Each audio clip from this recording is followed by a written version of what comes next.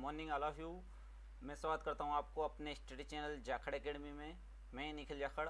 आज हम शुरू करने जा रहे हैं मध्य प्रदेश पुलिस कांस्टेबल के जो लास्ट ईयर एग्ज़ाम में क्वेश्चन पूछे गए थे, किस तरह के किस टॉपिक से क्वेश्चन पूछे गए थे, करंट अफेयर किस तरह का पूछा जाता है और किन किन जीके में। आपको जैसा कि पता होगा, इसका कोई भी पर्टिकुलर सब्जेक्ट सिलेबस डिसाइड नहीं किया हुआ है कि क्वेश्चन कहाँ से पूछना है ना। बस सिर्फ जीके लिख दिया है। तो एमपी जीके से भी क्वेश्चन आते हैं, ऑल ओवर इंडिया से जीके से भी क्वेश्चन आते हैं, करंट अफेयर से भी क्वेश्चन आते हैं। और सिर्फ आते कितने हैं? 20 क्वेश्चन आते हैं। टोटल 100 नंबर का हमारा जो पेपर होता है उसमें सिर्फ 20 नंबर जीके है। अब वो 20 नंबर जीके के लिए हमें कितना पढ़ना है? क्या हम सब कुछ पढ़ें? हिस्ट्री से आते हैं, जियोग्राफी से, इकोनॉमी से आते हैं और करंट अफेयर से आते हैं, एमपी जीके से आते हैं, हर जगह से क्वेश्चन आते हैं। तो क्या ये सब 20 नंबर के लिए पढ़ना है? बाकी 80 नंबर का क्या करेंगे? तो इसके लिए आपको वही पढ़ना है जहाँ से क्वेश्चन आते हैं। तो मैं आपको लास्ट ईयर में जो जहाँ क्वेश्चन पूछे जाते थे, तो अभी भी वैसे ही उन्हीं टॉपिकों से क्वेश्चन पूछे जाते हैं। आप कोई किसी भी एग्जाम को उठा के देख लेना, जिस तरह के मैं आपको क्वेश्चन करवाऊंगा, आप अभी जो लास्ट में अभी नए एग्जाम जो हुए हैं उनमें भी आप क्वेश्चन देखोगे तो इन्हीं टॉपिकों से वो क्वेश्चन उठाता है। बस क्वेश्चन बदल भले ही जाते हैं लेकिन टॉपिक चेंज नहीं होते। तो वो अपन आपको इन पेपरों से पता चलेगा किन टॉपिकों से क्वेश्चन पूछे जाते हैं। और यदि आपने वो कोई टॉपिक नहीं पढ़े हैं तो प्लीज़ उन्हें पढ़िएगा। और जैसा कि आप जानते हैं कि हमारा एमपी कांस्टेबल एग्जाम आगे बढ़ गया है और अभी कोई डेट उसकी डिसाइड नहीं हुई है, तो हम मान के चलते हैं 2 से 3 महीने अभी एग्जाम नहीं होनी है। तो 2 महीने तो होनी नहीं है ना। तो तब तक क्या हम क्या कर सकते हैं? तो तब तक हमें क्वेश्चनों की प्रैक्टिस करनी होगी और जो टॉपिक हमारे छूट गए हैं हम उनको कवर करेंगे। तो चलो, मैं आपके लिए 1200 क्वेश्चनों की सीरीज लाया हूं। हर वीडियो में आपको 20 क्वेश्चन मिलेंगे। इस 20 क्वेश्चनों को आप टेस्ट की तरह दीजिएगा। 1 से लेके 20 तक अपनी कॉपी पर नंबर लिखिए और मेरे साथ इसको टेस्ट की तरह दीजिए। मैं आपको हर क्वेश्चन करने के लिए 10 सेकंड दूंगा। 10 सेकंड के बाद मैं उसका आंसर बताऊंगा और यदि उसमें कुछ डिटेल बताने की हुई तो हम जरूर उस पर बात करेंगे। और आप आखिरी में मुझे कमेंट बॉक्स में बताइएगा कि आपके कितने नंबर आए हैं और आपकी तैयारी किस तरह की है। तो चलो आइए चलते हैं आज के अपने पहले क्वेश्चन पे। तो हमारा पहला क्वेश्चन कहता है कि उस शहर का नाम बताइए जिसमें भारतीय सैन्य अकेदमी आईएमए स्थित है। तो आपका समय चालू होता है अब। तो वो क्या मुंबई है, पुणे है, दिल्ली है, देहरादून है? भारतीय सैन्य अकेदमी कहां पर स्थित है बताइए? तो इसका सही आंसर होगा देहरादून। देखो ये फैक्ट है, तो फैक्ट में कुछ बताने वाली चीज नहीं है। क्या इससे और कोई क्वेश्चन बन सकता है? तो ऐसा कुछ नहीं है। तो आप हम फैक्ट वाली चीजों पे ज्यादा डिस्कस नहीं करेंगे। हमारा अगला क्वेश्चन आता है, भारत का पहला मानचित्र उपग्रह का नाम बताइए। तो आपका समय चालू होता है अब। क्या वो कार्सेट 1 है, भास्कर 1 है, इनमें से कोई नहीं, या इनसेट 1 जो हमारे मानचित्र जो हमारे नक्शे बनाने में जिस उपग्रह का यूज होता है, तो वह उपग्रह कौन सा है? इसका सही आंसर है कार्सेट 1। आपको दिख रहा होगा कार्सेट 1, ये इसका आंसर है। और हम इसके बारे में यदि कुछ बात करें तो ये 5 मई 2005 को PSLV 6 द्वारा कार्सेट 1 और हैमसेट 1 का प्रमोशन किया गया था। कार्सेट 1 भारत का पहला सुदूर संवेदी उपग्रह है जो कक्षित त्रिविमीय प्रतिबिंब प्रदान करने में सक्षम है ना, जो 3D नक्शा हमें बना के देता है। तो प्रतिबिंबों का प्रयोग वैश्विक आवश्यकताओं को पूरा करने और मानचित्रों के अनुप्रयोग के लिए किया जाता है। और इसके कैमरे का रेजोल्यूशन की हम बात करें तो 2.5 मीटर है। ये छोटी एक कार भी यदि कहीं पर खड़ी है तो उसकी पहचान कर सकता है ना। तो वह कौन सा उपग्रह है? कार्सेट 1। हमारा अगला क्वेश्चन है, निम्नलिखित में से किस भारतीय संगीतकार को भारत रत्न नहीं मिला है? तो आपका समय चालू होता है अब। क्या वह पंडित रविशंकर हैं, लता मंगेशकर, भीमसेन जोशी, मोहम्मद रफ़ी? इनमें से किन्हें अभी तक भारत रत्न नहीं मिला है? तो इनमें से अभी तक किसे नहीं मिला है? इसका सही आंसर है मोहम्मद रफ़ी को अभी तक भारत रत्न नहीं मिला है। बाकी 3 लोग रविशंकर, लता मंगेशकर और भीमसेन जोशी को भारत रत्न मिल चुका है। यहाँ से क्वेश्चन बन सकता है कि वह सितार वादक बताइए जिन्हें अभी भारत रत्न मिला है। तो वह कौन है? पंडित रविशंकर। उन्हें कब मिला था? 1999 में। और वह गायिका बताइए, वह महिला बताइए जिन्हें भारत रत्न मिल चुका है। तो वह है लता मंगेशकर, जिन्हें 2001 में ये पुरस्कार मिला था। तो भारत रत्न से रिलेटेड जो डिटेल में वीडियो है वो भी आपको मेरी प्लेलिस्ट में जाके मिल जाएगा।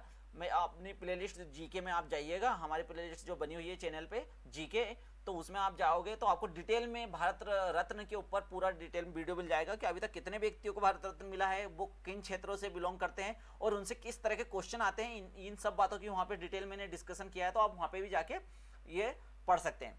हमारा अगला क्वेश्चन आज का है कि पचमढ़ी स्थित है।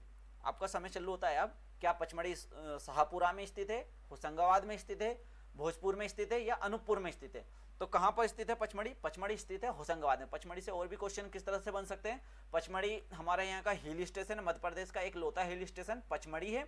और धूपगढ़ जो यहाँ की सबसे ऊंची चोटी है ना। अब अगला हमारा क्वेश्चन है, पेंच जल विद्युत परियोजना किस दो राज्यों की संयुक्त परियोजना है? तो आपका समय चालू होता है अब। मध्य प्रदेश राजस्थान, मध्य प्रदेश यूपी, मध्य प्रदेश महाराष्ट्र, मध्य प्रदेश छत्तीसगढ़। तो यह है पेंच जल विद्युत परियोजना किन दो राज्यों की संयुक्त परियोजना है? तो यह है मध्य प्रदेश और महाराष्ट्र की, है ना, मध्य प्रदेश और महाराष्ट्र की यह संयुक्त परियोजना है ना। और आइए चलते हैं हमारे अगले क्वेश्चन की ओर। अगला क्वेश्चन है, अभ्यारण्य जो कि उमरिया में स्थित है, उस अभ्यारण्य के बारे में आपको बताना है जो उमरिया में स्थित है। क्या वो बांधवगढ़ है, क्या वह बेटा है, क्या वह घाटी गांव है, क्या वह कहना है ना। उमरिया में स्थित अभ्यारण्य की बात करिए, अभ्यारण्य से क्वेश्चन पूछे जाते हैं ना, तो वह है बांधवगढ़, है ना। बांधवगढ़ के बारे में हम देख लेते हैं। ये मध्य प्रदेश के उमरिया जिले में स्थित है और ये 1968 में, है ना, इसको कब बनाया गया था? 1968 में, है ना, 1968 में। और ये किसके लिए प्रसिद्ध है? ये बाघों के लिए प्रसिद्ध है ना। यहाँ से भी क्वेश्चन पूछा जा सकता है कि बांधवगढ़ अभ्यारण्य को कब राष्ट्रीय उद्यान बनाया गया था? तो ये 1968 में बनाया गया था। इस तरह के भी क्वेश्चन एमपी जीके में, एमपी के एग्जाम, व्यापम के एग्जाम में पूछे जाते हैं। चलो ठीक है, चलते हैं अपने अगले क्वेश्चन की ओर। अगला क्वेश्चन कहता है कि अशोक स्तंभ जिसका शेर भारत सरकार द्वारा अपने राष्ट्रीय प्रतीक के रूप में अपनाया गया था स्थित है। अशोक स्तंभ कहाँ पे स्थित है, ये हमसे क्वेश्चन पूछता है। आपका समय चालू होता है अब। क्या वह सारनाथ में स्थित है, या गया में, या पुरी में, या वाराणसी में, है ना। अशोक स्तंभ कहाँ पर है? तो अशोक स्तंभ कहाँ पर स्थित है? ये सारनाथ में स्थित है ना। तो सारनाथ में स्थित है, ये हो गया सारनाथ, है ना। तो सारनाथ ये हमारा अशोक स्तंभ है जो हमारा प्रतीक, राष्ट्रीय प्रतीक चिन्ह है ना, अशोक स्तंभ। इसमें कितने शेर होते हैं? इसमें 4 शेर होते हैं। जो हमें यहाँ पे तो 3 दिख रहे हैं, एक पीछे की ओर होता है।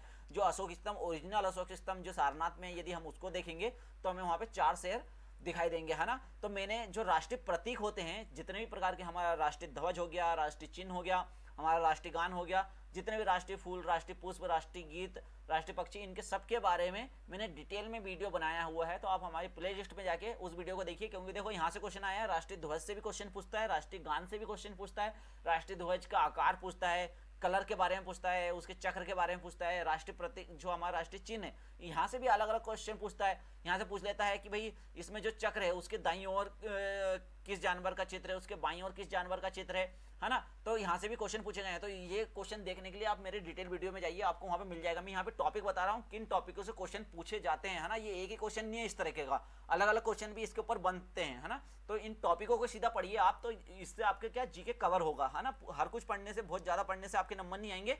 सटीक पढ़िए कि कहाँ से क्वेश्चन आते हैं। जैसे कि राष्ट्रपति से एक क्वेश्चन आता ही है, तो अभी तक हमारे देश में कितने राष्ट्रपति रहे हैं ये पढ़िए। कौन पहला है, कौन प्रथम मुस्लिम राष्ट्रपति है, कौन महिला प्रथम राष्ट्रपति है ना। इन सब के बारे में पढ़िए। तो हमारा आज का अगला क्वेश्चन है, भारत के 9वें राष्ट्रपति जो भोपाल में पैदा हुए वह कौन है? आपका समय चालू होता है अब। फखरुद्दीन अली अहमद, प्रतिभा पाटिल, शंकर दयाल शर्मा, कैलाश नाथ कटजू। तो इनमें से कौन वे राष्ट्रपति हैं जो भारत में भोपाल में पैदा हुए हैं? तो वह हैं शंकर दयाल शर्मा, है ना। ये रहे हमारे शंकर दयाल शर्मा जो कि भोपाल में पैदा हुए थे, है ना। तो पूरे राष्ट्रपतियों का भी मैंने डिटेल वीडियो बना रखा है, आप जाइए वहां पे देखिए। अब वो पूछ रहा है अगला क्वेश्चन, हॉकी इंडिया के अध्यक्ष कौन है? ये करंट अफेयर का, ये न्यू करंट अफेयर है ना। उस समय जो करंट अफेयर पूछा गया था, मैंने उससे क्वेश्चन को रिप्लेस कर दिया गया है। तो प्रेजेंट में आपको वर्तमान में बताना है कि हमारे हॉकी इंडिया के अध्यक्ष कौन है। तो आपका समय चालू होता है अब। PR श्रीजेश, मुरैया कोसी, मुश्ताक अहमद, ज्ञानेंद्र निगमो। तो वह कौन है? वह है ज्ञानेंद्र निगमो, है ना। ज्ञानेंद्र निगमो जो हैं वो हमारे हॉकी इंडिया के नए अध्यक्ष बने। इनसे पहले कौन थे? इनसे पहले मुश्ताक अहमद थे, है ना, जिन्हें अभी रिप्लेस करके ज्ञानेंद्र निगमो को बनाया गया। ये रहे ज्ञानेंद्र निगमो। अब हमारा अगला क्वेश्चन है, निम्नलिखित में से कौन भारत के राष्ट्रपति नहीं रहे हैं, है ना। देखो फिर से राष्ट्रपति से क्वेश्चन पूछा है, तो आपका समय चालू होता है अब। जाकिर हुसैन, एन संजीव रेड्डी, बीबी गिरी और सी राजगोपालाचारी, इनमें से कौन भारत के राष्ट्रपति नहीं रहे हैं? देखो मैंने बोला था ना कि कहाँ से क्वेश्चन आते हैं, राष्ट्रपति से बहुत सारे क्वेश्चन पूछे जाते हैं। तो इसका सही आंसर है सी, राजगोपालाचारी कभी राष्ट्रपति नहीं बने थे। हमारे जो राष्ट्रपति बने हैं वो जाकिर हुसैन है, ये आप उनको देख सकते हैं यहाँ पे। नीलव संजीव रेड्डी रहे और बीबी गिरी, है ना। तो इनके बारे में और भी जो डिटेल इंपॉर्टेंट फैक्ट है वो आपको डिटेल वीडियो में मिल जाएंगे, आप मेरे प्ले लिस्ट में जाइएगा, है ना। सी राजगोपालाचारी हमारे प्रथम गवर्नर जनरल थे, है ना। स्वतंत्र भारत के प्रथम गवर्नर जनरल, प्रथम भी और अंतिम भी, दोनों राजगोपालाचारी थे। उसके बाद भारत गवर्नर का पद समाप्त कर दिया गया था। अब राज्यसभा के उप अध्यक्ष कौन हैं? ये करंट अफेयर का क्वेश्चन है कि प्रेजेंट में राज्यसभा के उपाध्यक्ष कौन है। तो ये आपका समय चालू होता है अब। सुमित्रा महाजन, हमीद अंसारी, PJ कुरियन और हरिवंश नारायण सिंह। तो इसका सही आंसर है हरिवंश नारायण सिंह। ये रहे हरिवंश नारायण सिंह जो अभी प्रेजेंट में राज्यसभा के उपाध्यक्ष हैं। अगला हमारा क्वेश्चन, राष्ट्रीय आपातकाल किसके द्वारा घोषित किया जाता है? तो आपका समय चालू होता है अब। क्या सांसद के द्वारा राष्ट्रीय आपातकाल घोषित होता है, क्या कानून मंत्री राष्ट्रीय आपातकाल घोषित करते हैं, या राष्ट्रपति और राष्ट्रीय आपातकाल घोषित करते हैं, या प्रधानमंत्री करते हैं? तो इसका सही आंसर क्या होगा? इसका सही आंसर होगा राष्ट्रपति, है ना। हम राष्ट्रीय आपातकाल के बारे में थोड़ा सा देख लेते हैं। राष्ट्रीय आपातकाल भाग 18 के अनुच्छेद 352 से लेकर 377 तक दिया गया है ना। राष्ट्रीय आपातकाल का प्रावधान कभी कभी पूछ लेता है कि किस अनुच्छेद में राष्ट्रीय आपातकाल का वर्णन किया गया है, तो 352 से लेकर 360 तक। और भाग भी पूछ लेता है संविधान के किस भाग में राष्ट्रीय आपातकाल का उल्लेख है, तो यह भाग 18 में, है ना, इसका उल्लेख है। अब राष्ट्रीय आपातकाल अनुच्छेद 352 में दिया गया है ना। 3 तरह के राष्ट्रीय आपातकाल होते हैं, राष्ट्रीय आपातकाल, राज्य आपातकाल और वित्तीय आपातकाल। तो राज्य आपातकाल दिया गया है अनुच्छेद 355 में, और वित्तीय आपातकाल दिया गया है 360 में, है ना। वित्तीय आपातकाल अभी तक हमारे देश में कभी नहीं लगा है, और सिर्फ एक वित्तीय आपातकाल ही होता है जब भारत के राष्ट्रपति की सैलरी काटी जा सकती है, नहीं तो भारत के राष्ट्रपति की सैलरी में कभी भी किसी भी कंडीशन में कटौती नहीं होगी। सिर्फ वित्तीय आपातकाल लगने पर ही राष्ट्रपति की सैलरी में कटौती हो सकती है, नहीं तो कभी भी राष्ट्रपति की सैलरी में कटौती नहीं होगी। ये एक फैक्ट है, आप याद रख सकते हैं इस चीज को।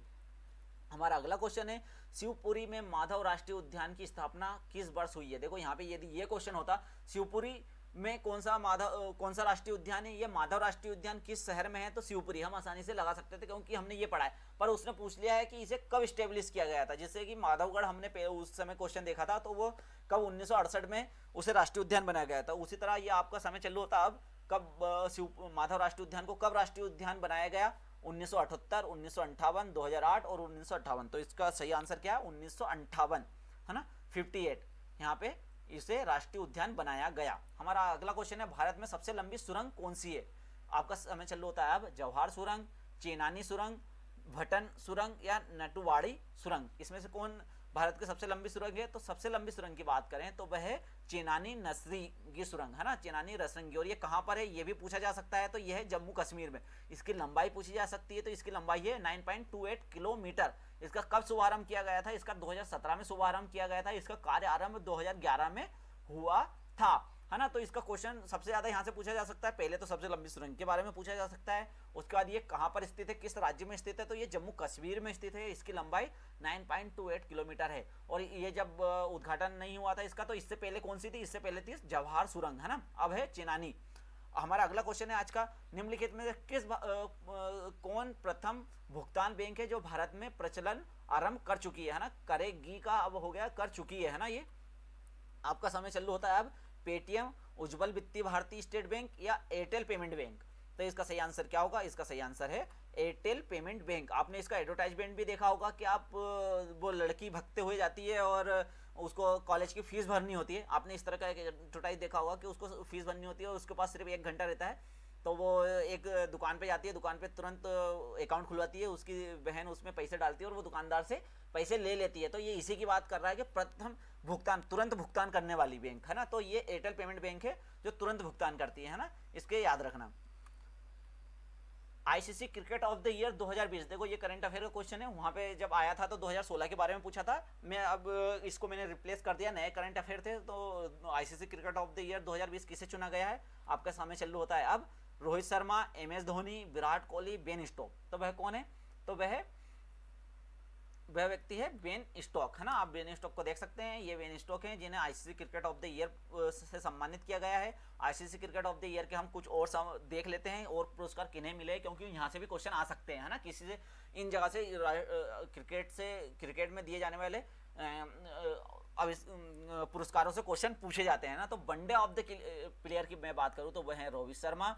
Test player of the year की बात करें तो वह है Pat Cummins. Cricket of the year की बात करें तो वो है बेन स्टोक। और महिला one day cricket of the year की बात करें तो वह है एलिसी पेरी। और महिला क्रिकेट ऑफ द ईयर की हम बात करें तो वह भी एलिसे पेरी ही हैं। और आईसीसी ओडीआई, है ना, 50-50 और टेस्ट के कप्तान किनको चुना गया है? कप्तान ऑफ द ईयर चुना गया है विराट कोहली को। ठीक है। हमारा अगला क्वेश्चन है, भारत में राष्ट्रीय विज्ञान दिवस कब बनाया जाता है? आपका समय चालू होता है अब। 30 जनवरी, 28 फरवरी, 25 दिसंबर, 1 दिसंबर, है ना। तो देखो राष्ट्र दिवसों के बारे में हर एग्जाम में पूछा जाता है, तो ये तो आपको याद करना ही पड़ेगा, है ना। इसको छोड़ना नहीं है, इस टॉपिक को, इसका डिटेल वीडियो में बना रहा हूँ तो ताकि आपको सारे राष्ट्र मतलब जो भारत में राष्ट्रीय दिवस बनाए जाते हैं वो एक ही जगह आपको मिल जाएंगे। तो इसका सही आंसर है 28 फरवरी को राष्ट्रीय विज्ञान दिवस बनाया जाता है। हमारा अगला क्वेश्चन है, प्रथम कुलदीप नायर पत्रकारिता पुरस्कार को खालिस्तान को प्रदान किया गया था, प्रथम नायर पुरस्कार, है ना। तो आपका समय चालू होता है अब। ये हुआ था मृणाल पांडे, रघु राय, रवीश कुमार, प्रभास जोशी। तो इनमें से किसे प्रथम कुलदीप नायर पुरस्कार मिला है? तो वह है रवीश कुमार, है ना। कुलदीप नायर पत्रकारिता पुरस्कार पत्रकारों को दिया जाने वाला सर्वश्रेष्ठ पुरस्कार है ना। ये पत्रकारों को दिया जाने वाला पुरस्कार है। और इसकी यदि शुरुआत की बात करें तो गांधी शांति प्रतिष्ठान और कुलदीप नायर जो प्रतिष्ठित पत्रकार हैं, इनने मिलकर इस पुरस्कार को दिया जाता है और इसमें 1 लाख तक की धनराशि और स्मृति चिन्ह दिया जाता है। हमारा अगले क्वेश्चन की बात करें तो भारत के पहले उपराष्ट्रपति कौन थे? ये तो बहुत इजी क्वेश्चन है, आपको पता ही होगा। क्या है वो? एस राधाकृष्णन है, जाकिर हुसैन है, बीबी गिरी है, बीडी जी है। इनमें से कौन भारत के पहले उपराष्ट्रपति रहे हैं?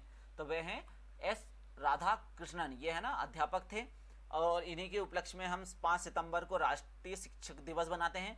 ये पहले ऐसे उपराष्ट्रपति थे जो राष्ट्रपति भी बने। आगे चलकर 1962 से लेकर 1967 तक ये राष्ट्रपति रहे और वे पहले राष्ट्रपति जिन्हें भारत रत्न मिला, है ना। पहले राष्ट्रपति देखो, डॉक्टर राजेंद्र प्रसाद को भी भारत रत्न मिल चुका है, लेकिन उन्हें बाद में मिला। 1954 में जब भारत रत्न पुरस्कारों की शुरुआत की गई थी तो उस समय डॉक्टर राधाकृष्णन को पहला भारत रत्न पुरस्कार दिया गया था। हमारा आज का लास्ट क्वेश्चन है कि ज्ञानपीठ पुरस्कार 2020 से किसे सम्मानित किया गया? तो आपका समय चालू होता है अब। कृष्णा सोपती, अमिताभ घोष, शंख घोष या अकितम अच्युतन नंबूदिरी, है ना। इनमें से किसे ज्ञानपीठ पुरस्कार 2020 से सम्मानित किया गया है? तो वो व्यक्ति हैं अकितम अच्युतन नंबूदरी, है ना। इन्हें राष्ट्रीय ज्ञानपीठ पुरस्कार दिया गया है और ये ज्ञानपीठ पुरस्कार का 55वां संस्करण था। और ये किससे रिलेटेड है? ये मलयालम साहित्य से रिलेटेड है ना। और ज्ञानपीठ पुरस्कार भारत की 22 भाषाओं, जो कि संविधान की 8वीं अनुसूची में जो 22 भाषाएं दी गई है, उनमें से किसी भी व्यक्ति 22 भाषाओं के जो कवि होते हैं, जो साहित्य लिखते हैं, है ना, इन 22 भाषाओं उनमें से किसी को एक को दिया जाता है। तो ये इस बार दिया है मलयालम कवि को, मलयालम भाषा को, है ना। और किस कवि को दिया गया है? ये दिया गया अकितम अच्युत नंदरी को, है ना। और ये पहला कब दिया गया था? पहला पुरस्कार दिया गया था 1965 में और ये मलयालम साहित्यकार को ही दिया गया था। और वे कौन थे? शंकर कुरूप, है ना। शंकर कुरूप। यहाँ से भी क्वेश्चन पूछ लिया जाता है कि प्रथम व्यक्ति जिन्हें ज्ञानपीठ पुरस्कार दिया था, इसलिए याद रखना, करंट अफेयर में भी पूछा जाता है और यहाँ से भी लास्ट में भी पूछा जाता है। और ज्ञानपीठ पुरस्कार पे भी मैंने डिटेल में वीडियो बना रखा है, तो आप मेरी प्लेलिस्ट में जाके जरूर इसको देख लीजिएगा। Thank you. तो आज का हमारे वीडियो ये सब समाप्त हो गए हैं। तो अब आपने जिस तरह की देखा हमने किस तरह किन टॉपिक से क्वेश्चन पूछे जाते हैं, तो आपको पता चला होगा कि किन टॉपिकों से पूछे जाते हैं। तो इनके मैं डिटेल जो टॉपिक है उनके ऊपर भी वीडियो बना रहा हूँ। आप मेरे प्लेलिस्ट में कुछ वीडियो बन चुके हैं और बाकी के ऊपर मैं काम कर रहा हूँ। जो बन रहे हैं आपको सारे टॉपिक मिल जाएंगे जहाँ से क्वेश्चन पूछे जाते हैं, मेन टॉपिक, है ना। और चलो मिलते हैं अगले वीडियो में। Thank you. आपको यदि वीडियो पसंद आए तो प्लीज़ मेरा चैनल सब्सक्राइब करिएगा और वीडियो को लाइक करिएगा। मिलते हैं अगले वीडियो में। धन्यवाद।